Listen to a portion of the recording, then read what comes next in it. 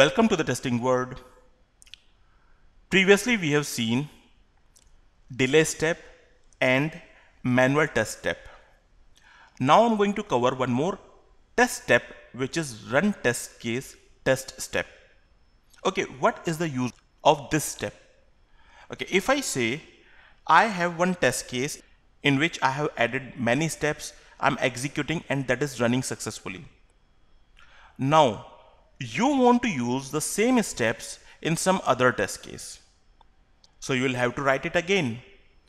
But I don't want to write it again. I just want to call previous test case. So to calling another test case, we can use run test case test step. Okay, what does it mean? Let me just go to the project.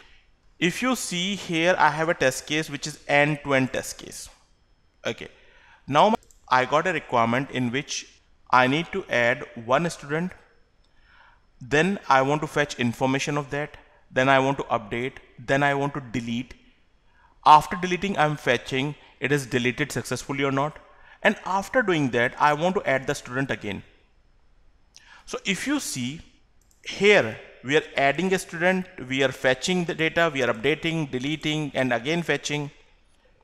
The last step, because if I talk about my scenario, in the scenario we need to add student, then I need to fetch information, then I need to update, then again fetch, then I need to delete, then again fetch, and then add student again.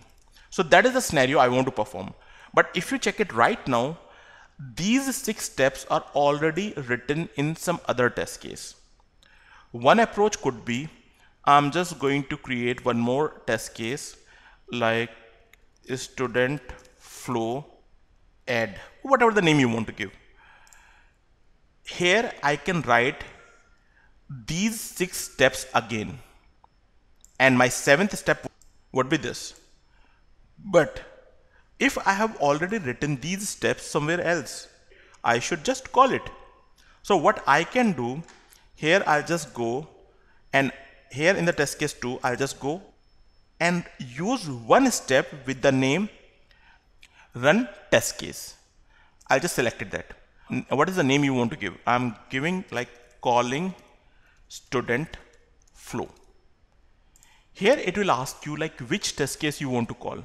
So I'm saying in E2E testing test suite, I want to call this student flow. Here just click on OK. So from this point, it is calling other test case. But if you remember, there on the test case you have defined some property. Let me just show you. A1, first name, last name, middle name. So it is asking you, when you are calling this, you can put your own properties. Because on test case level, there you have properties, and we are calling the test case. So I'm saying, okay, A1, in the A1 property, use hello testing word ABC. Okay, what we are doing in the second test case, first of all, I'm calling all the steps of the first test case. Means if you see, it will perform add student, fetch, update, fetch, delete, fetch. So these steps will be performed by the test case which we are calling. So we are not writing the test case again, we are just calling the previous one. After that, I want to add one more student.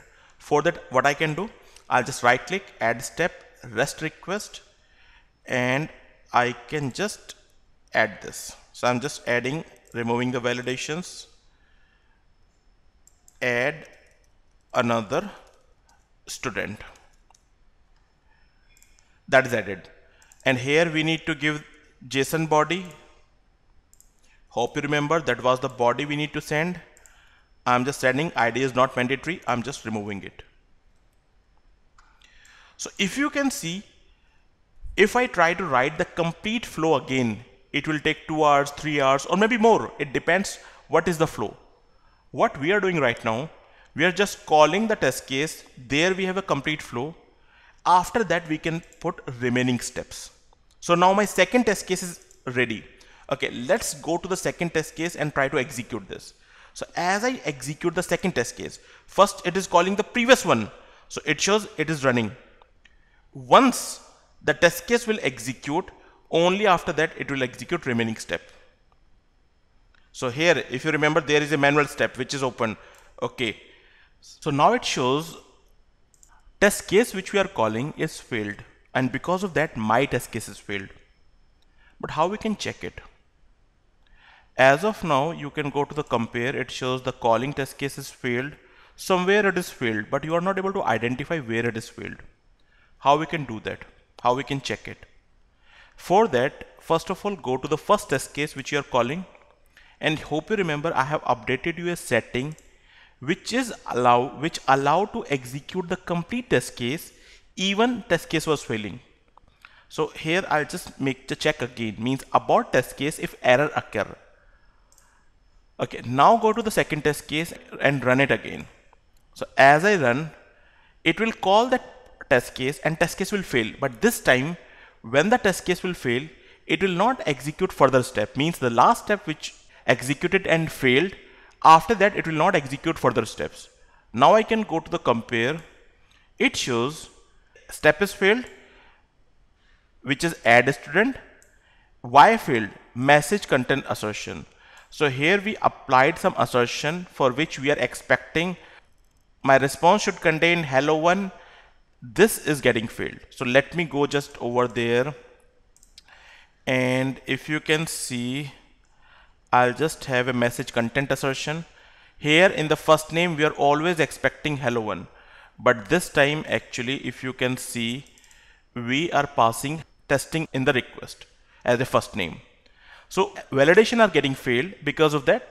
This calling test case is failed. So what I do as of now, I'll just go there and remove this message content, or I'll say disable it. Let's call the test case again, run again. So it is calling the first test case. Let it call. So here we have a manual step. I'll just make it pass. Yes, I'm doing it. So test case is passed, means all the steps of the calling case is passed and my current test case is also passed. So here you can see how we can call another test case from a test case, and step name is run test case, and that you can check it over here. Like if I go to the test case, so we have a step with the name run test case. That is a step. So here in this session we have seen what is the use of run test case test step. That's all we have for this session. Thanks for watching this video.